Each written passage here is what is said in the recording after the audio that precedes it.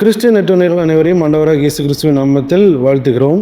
Israel அறிவித்துள்ள ஒரே ஒரு அறிவிப்பு, தற்போது உலக நாடுகள், குறிப்பாக மத்திய கிழக்கில் அரேபிய நாடுகளை மிகப்பெரிய அதிர்ச்சியில் ஆழ்த்தியிருக்கு.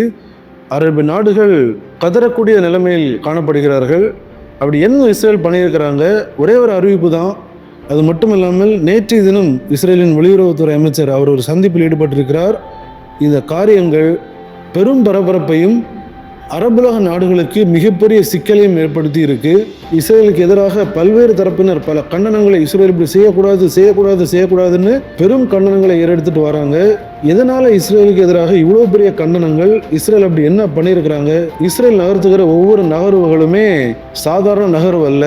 ஒரே ஒரு அறிவிப்பு தான் எல்லா நாடுகளையும் கதிகலங்க வச்சுட்டாங்க. அப்படி என்ன இஸ்ரேல் பண்ணியிருக்கிறாங்க, என்ன அறிவிப்பு கொடுத்துருக்குறாங்க, இதை பற்றி தான் இந்த வீடியோவில் பார்க்க இருக்கிறோம். பல முக்கிய தகவல்கள் இருக்குது. இந்த வீடியோவை தவறாமல் உங்கள் நண்பர்களுக்கும் பகிர்ந்து கொள்ளுங்கள். வாங்க வீடியோக்குள்ளே போகலாம்.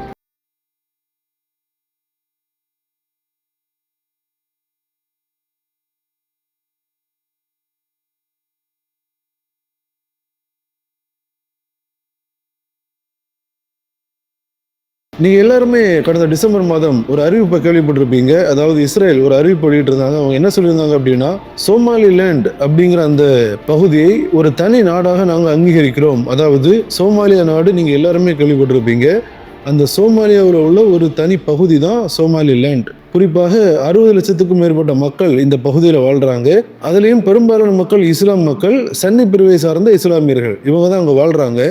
சோமாலியா இந்த நாடு ஒரு தனி நாடாக அங்கீகரிக்கப்பட்ட பிறகு பல காலகட்டங்களில் அங்கே உள்நாட்டு போர்கள் நடைபெற்று வந்துச்சு. அவங்க எல்லாருக்குமே தெரிஞ்சிருக்கும், சோமாலியாவில் சாப்பாட்டுக்கு கூட மக்கள் கஷ்டப்படுறாங்க அப்படின்னு நிறைய நியூஸ் உலக அளவில் நம்ம கேள்விப்பட்டிருக்கிறோம். இப்படிப்பட்ட காலகட்டங்கள் அங்கே மிகப்பெரிய அளவில் உள்நாட்டு போர் நடைபெற்றனால 1991ஆம் ஆண்டு ஒரு முடிவுக்கு வராங்க. அதாவது இந்த சோமாலியாவில் இருந்து இந்த சோமாலி லேண்ட் என்று சொல்லப்படுகிற இந்த பகுதியில் உள்ள மக்கள் என்ன சொல்கிறாங்கன்னா, நாங்கள் இனி உங்கள் கூட இல்லை, நாங்கள் ஒரு தனி நாடாக செயல்பட போகிறோம் அப்படின்னு சொல்லி அவங்க பிரிஞ்சுட்டாங்க. ஆனால் இந்த சோமாலி லேண்ட் தனி நாடாக நாங்கள் செயல்படுகிறோம்னு சொன்னதை உலக நாடுகள் அங்கீகரிக்கல, அரபுலக நாடுகள் அங்கீகரிக்கல.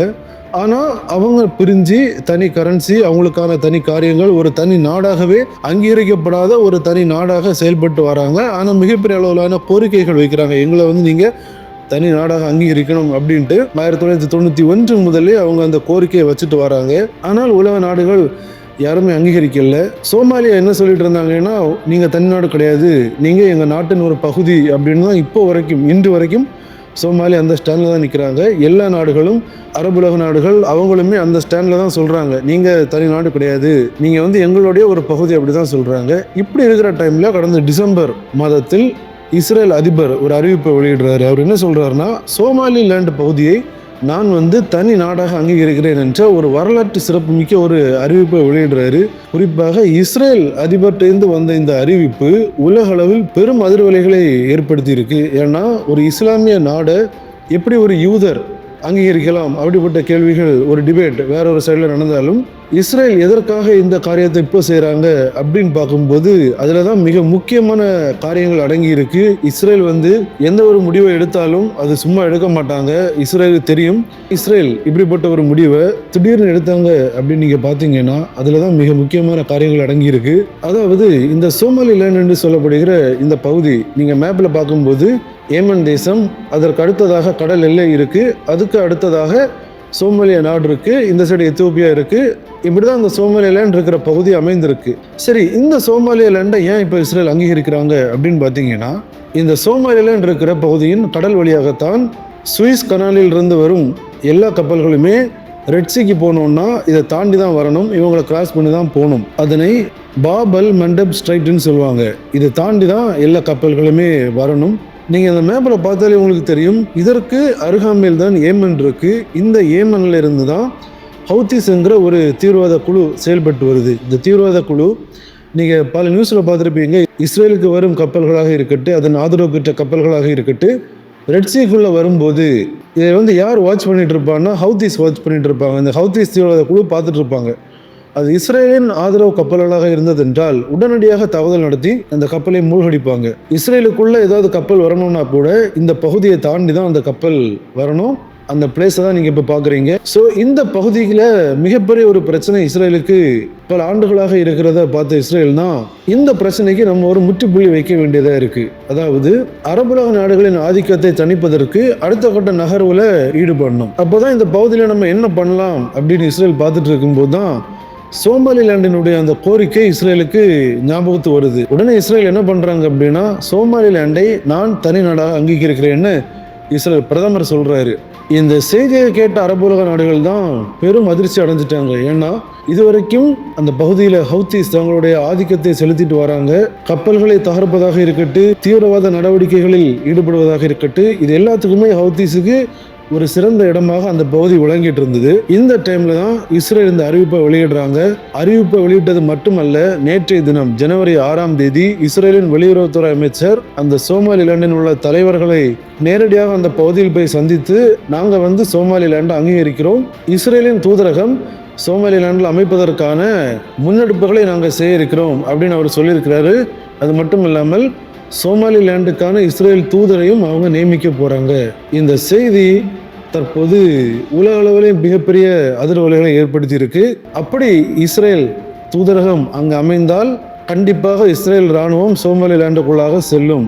அப்படி இஸ்ரேல் இராணுவம் அங்கு சென்றதென்றால் அங்கு இஸ்ரேலுக்கான ஒரு இராணுவ தளம் அமைக்கப்படும். இரு நாடுகளுக்கும் பரஸ்பரம் இராணுவ உறவு மேம்படும். அப்படி இருக்கும் பட்சத்தில் அப்படி இஸ்ரேலின் இராணுவ தளங்கள் அந்த பகுதியில் வந்ததென்றால் கண்டிப்பாக அந்த சோமாலிலாண்ட் பகுதி இஸ்ரேலின் கண்ட்ரோலுக்குள்ளாக வரும். இஸ்ரேல் கண்காணிக்க தொடங்குவாங்க. இஸ்ரேல் அங்கே வந்துட்டாங்கன்னா ஹவுத்தீஸால அங்கே வரும் கப்பல்களை தாக்க முடியாது. ஏன்னா இஸ்ரேல் அதற்கு விடமாட்டாங்க. இஸ்ரேல் ஹவுத்தீஸை அழிப்பதற்கு மிக ஈஸியாகிவிடும்.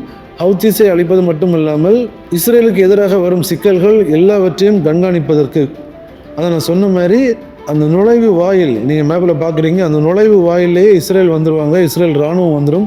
அப்படி வந்து விட்டதென்றால் இஸ்ரேலுக்கு எல்லா விஷயமும் ரொம்ப ஈஸியாக போயிடும். இஸ்ரேலை எதிர்ப்பது அரபுலக நாடுகளுக்கு மிகப்பெரிய ஒரு சிக்கலாகிவிடும். இந்த விஷயம் தெரிஞ்சுதான் இப்போ அரபுலக நாடுகள் எல்லாருமே கண்டனங்களை தெரிவிக்கிறாங்க. குறிப்பாக சோமாலியா நாடு கூட என்ன சொல்கிறாங்க அப்படின்னா, இஸ்ரேல் இப்படி செய்கிறது தப்பு, நாங்கள் இன்னும் சோமாலியாவை எங்களின் ஒரு பகுதியாக தான் கருதுகிறோம் அப்படின்னு சொல்கிறாங்க. ஆனால் இஸ்ரேல் அதை பற்றி எல்லாமே கண்டுகள்ல. அவங்க டைரக்டாக இஸ்ரேலின் வெளியுறவுத்துறை அமைச்சர் நேற்றைய தினம் சோமாலிலாண்டுக்கு போய் அவர் அங்கே பேசி காரியங்களை முடிவு பண்ணிவிட்டு வந்துட்டாரு. இஸ்ரேலின் தூதரகம் அங்கே அமைக்கப்பட போகிறது. இஸ்ரேலின் இராணுவம் சோமாலிலாண்டுக்கு செல்ல போகிறது. இவை எல்லாம் நமக்கு ஒன்றை உணர்த்துகிறது. யுத்த மோகங்கள் சூழ்ந்து கொண்டு வருகிறது. நீங்கள் பார்த்துருப்பீங்க, வெனிசுலா அதிபரை அமெரிக்க அதிபரான ட்ரம்ப் தன்னுடைய இராணுவத்தை அனுப்பி சிறைப்பிடித்து கொண்டு வந்து இப்போ அவரை கோர்ட்டில் ஆஜர்படுத்தி இஸ்ரேல் அடைச்சிருக்கிறாங்க. இதை அநேக மக்கள் கொண்டாடுறாங்க, அநேக மக்கள் எதிர்க்கிறாங்க. உலக அளவில் கண்டனங்களும் வருது, ஆதரவுகளும் வருது, நம்ம பார்க்குறோம். அது மட்டும் இல்லாமல் சைனா தைவானிடையே மிகப்பெரிய ஒரு பிரச்சனை போயிட்டு இருக்கு. இதுவரை இல்லாத அளவிற்கு சைனா போர் ஒத்திகையெல்லாம் பண்ணியிருக்கிறாங்க. நாங்கள் தைவானை தாக்குவதற்கு ரெடியாகிட்டோம், அந்த அளவுக்கு அவங்க போயிட்டாங்க. ரஷ்யா உக்ரைன் நம்ம பார்க்குறோம். இப்படி பல நாடுகள் போர் சூழலுக்குள்ளே இருக்கிறத நம்ம பார்க்குறோம். இந்த டைமில் இஸ்ரேல் எடுத்திருக்கிற இந்த முடிவு உலகளவில் மிகப்பெரிய பேச்சு பொருளாகி இருக்கு. இஸ்ரேலுக்கு கூட ஒரு பவர் கிடைச்சது மாதிரி இந்த சோமாலிலாண்டை தனி நாடாக அறிவிச்சு அங்கே இஸ்ரேல் போய் சந்திப்பு நடத்தினது இஸ்ரேலுக்கு மிகப்பெரிய ஒரு பலமாக அமைந்துள்ளது.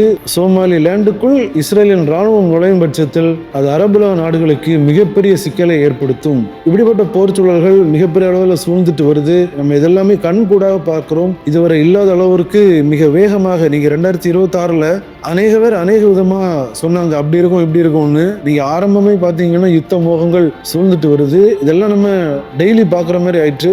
குறிப்பாக தினம் யுத்தங்களின் செய்தியை கேட்கக்கூடிய நிலைமையில நம்ம வந்துட்டோம். இது எல்லாமே பைபிள் ஏற்கனவே சொல்லிடுச்சு. கடைசி நாட்களில் யுத்தங்களின் செய்திகளையும் கேள்விப்படுவீர்கள், கலங்காதபடிக்கு எச்சரிக்கையா இருங்கள். யுத்தங்களின் செய்தியை பார்க்கிறோம், எல்லாமே நடக்குது. இது எல்லாமே கிறிஸ்துவின் வருகை, அதற்கான முன்னெடுப்புகள், இவை எல்லாவற்றையுமே நம்ம கண்கூடாக பார்க்கிறோம். நாமும் ஆயத்தப்படுவோம், இன்னொரு கூட்டத்தையும் ஆயத்தப்படுத்துவோம். இந்த மிக முக்கியமான தகவலை தவறாமல் உங்கள் நண்பர்களுக்கும் பகிர்ந்து கொள்ளுங்கள். அநேக மக்கள் இதனை பார்த்து இந்த உலகத்தில் என்ன நடக்குது, அடுத்த கட்ட நகர்வுகள் எப்படி போகுது, இது எல்லாமே அறிந்து கொள்வதற்கு அது ஏதுவாக இருக்கும். மீண்டும் இன்னொரு நிகழ்ச்சி மூலம் உங்களை சந்திக்கிறேன். தேவன் தாமே உங்கள் அனைவரையும் ஆசீர்வதிப்பாராக. ஆமென்.